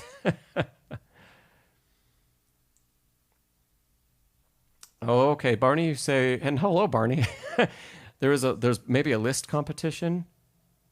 And Fred, is that the one that you're mentioning? Interesting. Well, on that note, we're going to call it a day today. Our next stream, we're not going to have another month off. Our next stream is going to be in 2 weeks on the 22nd of October. Vienna, would Chopin win his own competition? Drop it in the chat what you think. I think, no. I don't think he would win. I don't think he would even make it into the competition. And Fred, you say, oh, Beethoven deserves his own. That's true. Just the breadth of work is incredible. And there could be that. The rounds could be so varied. Yeah. Yeah, Fred said last place. Ironic what that says about the state of competitions. Anyway, our next stream is in 2 weeks on the 22nd. There are some really cool videos coming out this Friday and the week after. This Friday is on memorization. It's a 4-step method to memorize things the very first day you look at them. So be sure and check that out. And next week, there's going to be a video on how to make your slow practice way better than it ever has been. So stay tuned for those. Those are coming out the next 2 weeks. And I'll hopefully see you in the comments there or in 2 weeks on our next stream. Okay? Absolutely, Trance. Thanks for being here. Thanks, everybody, for being here and joining in. It was a great session. And I'm actually so surprised we had so many viewers considering the competition. So thanks for being here. Great questions. And I will see you when I see you. We're on the channel. All right, everybody.